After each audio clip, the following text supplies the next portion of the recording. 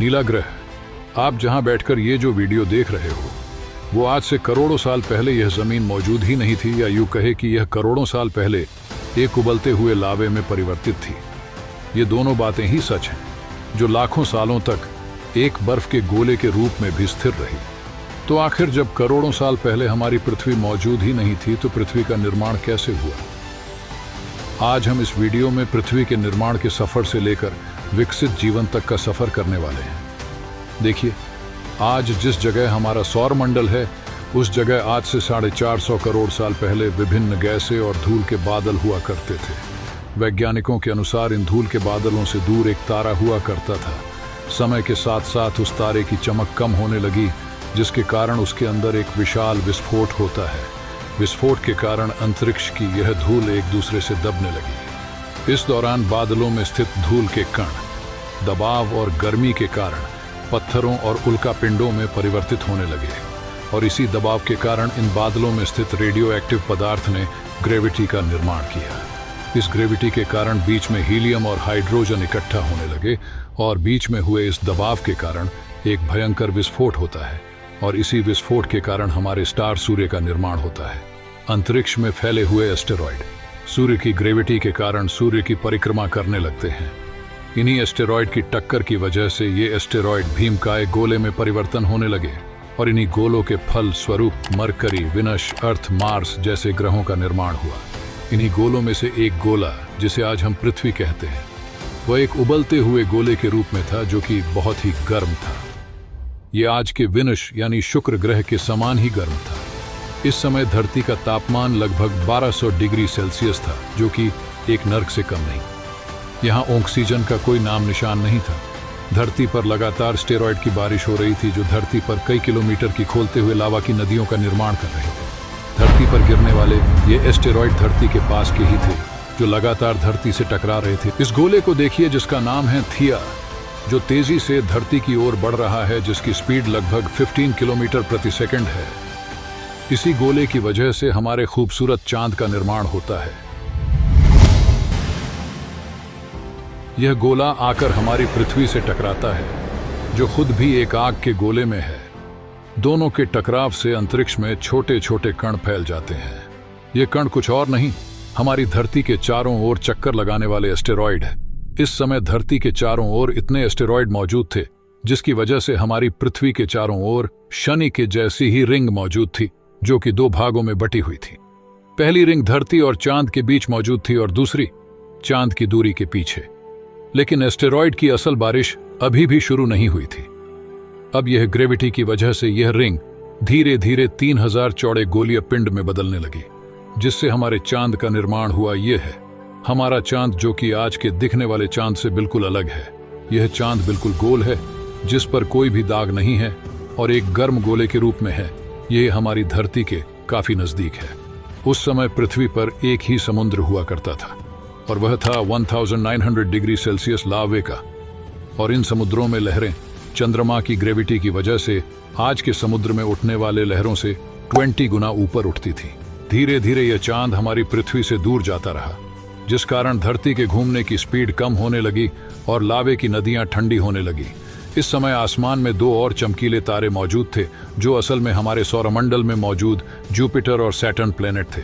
सौरमंडल के आंतरिक ग्रह जैसे धरती, मार्स, मर्क्यूरी, ये रॉकी प्लेनेट है, जो कि ज्यादा समय तक पिघले हुए रूप में नहीं रह सके।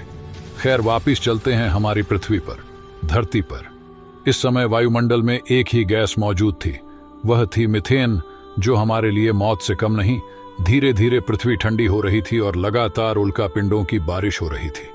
उन्हीं उल्कापिंडों में जमा था वाटर, नमक और मिनरल्स करोड़ों सालों तक। इन उल्कापिंडों की बारिश होने से धीरे धीरे धरती की ऊपरी सतह पानी से ढकने लगी। वैज्ञानिकों के अनुसार यह वही समय था जब दूर गहरे पानी के अंदर निकलते हुए ज्वालामुखियों से पहली बार सूक्ष्म जीवों का निर्माण होने लगा। और इसी के चलते लाखों सालों बाद एक ऐसा समय आया जब पृथ्वी की पूरी सतह पानी से ढक चुकी थी।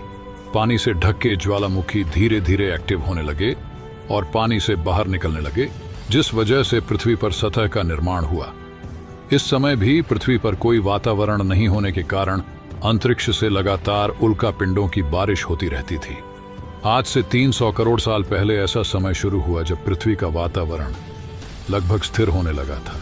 ज्वालामुखी निकलने कम हो गए थे और पृथ्वी का एक दिन 12 घंटे का हुआ करता था। आज से 250 करोड़ साल पहले पृथ्वी पर ऐसे जीवन का निर्माण हुआ जो जीने के लिए पानी के अंदर के खनिज पदार्थ और धूप का इस्तेमाल किया करते थे और मल त्याग के रूप में ऑक्सीजन बाहर निकालते थे, जिस कारण ऑक्सीजन की मात्रा बढ़ने लगी। उन ऑक्सीजन की वजह से ही पृथ्वी का वातावरण बनने लगा था और ऐसे ही लगातार ऑक्सीजन की मात्रा बढ़ती रही और पृथ्वी पर लगातार यह सूक्ष्म जीव बढ़ते रहे। ऑक्सीजन की मात्रा बढ़ने के कारण पृथ्वी पर मौजूद आयरन पानी में स्थित ऑक्सीजन से रिएक्ट करने लगे और एक वक्त ऐसा आया जिससे पृथ्वी मार्स के जैसी लाल हो चुकी थी। वक्त बीतने के साथ साथ ही पृथ्वी की टेक्टोनिक प्लैनेट्स में दरार आने लगी, जिसके कारण जमीन के अंदर का लावा लाखों सालों तक खुला उबलता रहा और पृथ्वी के वातावरण में कार्बन डाइऑक्साइड की मात्रा अधिक बढ़ गई थी, जिससे पृथ्वी पर एसिड की बारिश शुरू हो गई। एसिड के कारण पृथ्वी का तापमान इतना घटा कि पृथ्वी पर मौजूद पानी बर्फ में बदल गया। ऐसा बार बार कई हजारों सालों तक होता रहा और इसी वजह से समुद्री जीव अब वातावरण के हिसाब से विकसित हो रहे थे। अब हजारों सालों बाद समुद्री पेड़ बर्फ की वजह से पूरी तरह से मरते नहीं थे और ये सूक्ष्म जीव अब जल जीव में बदलने लगे। धीरे धीरे वातावरण में ऑक्सीजन की मात्रा बढ़ने लगी और एसिड की बारिश कम होने लगी।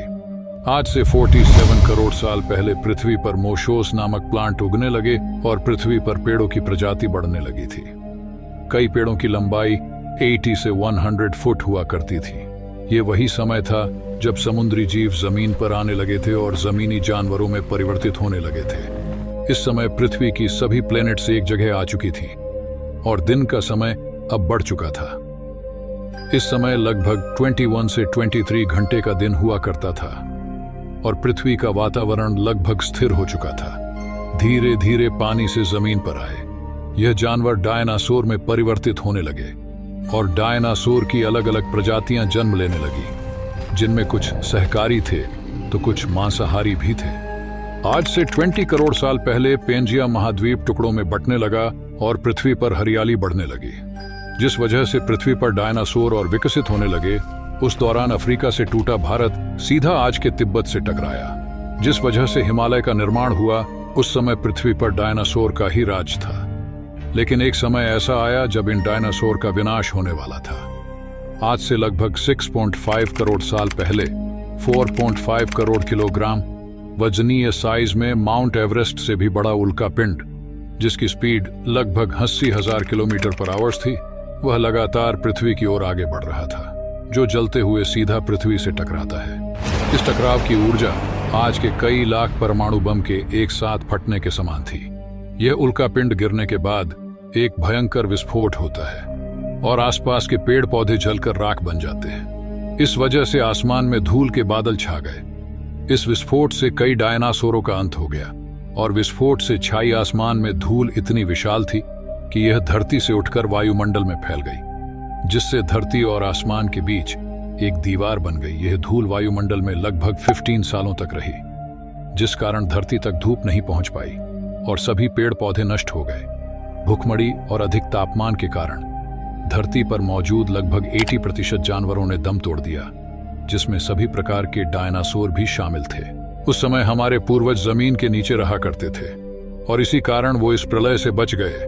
वातावरण में धूल और हानिकारक गैस के कारण वापस एसिड की बारिश होने लगी और पृथ्वी एक और बार बर्फ से ढक गई। लेकिन इस बार यह बर्फ लाखों सालों तक न जमकर कुछ हजार सालों में ही पिघलना शुरू हो गई। जैसे ही बर्फ पिघलनी शुरू हुई, धरती के नीचे दबे यह जीव बाहर निकलना शुरू हो गए और पृथ्वी का वातावरण फिर पहले जैसा होने लगा। धीरे धीरे यह जीव विकसित होने लगे और ये बंदरों में बदलने लगे। खाने की तलाश में इन बंदरों ने खड़े होकर चलना सीख लिया था। खाने की तलाश में ये बंदर पृथ्वी के दूसरे हिस्सों में फैलने लगे और इनका रंग रूप मौसम के हिसाब से बदलने लगा और आज के इंसान के रूप में बदलने लगे। इसी के साथ साथ हम विकसित होने लगे, जिसके फल स्वरूप आज हम पृथ्वी की सबसे विकसित प्रजाति बन गए। पृथ्वी को आज के जैसा बनने में कई करोड़ सालों का लगभग 450 करोड़ साल लगे हैं, लेकिन हम आज विकसित होने के साथ साथ तेजी से पृथ्वी का विनाश करने में लगे हैं। हम कार्बन डाइऑक्साइड की मात्रा बढ़ा रहे हैं। अगर ऐसा ही चलता रहा तो पृथ्वी के विनाश के जिम्मेदार हम स्वयं होंगे। अब हमने पृथ्वी की दुनिया तो जान ली, अब अगले वीडियो में जानते हैं चंद्रमा की दुनिया।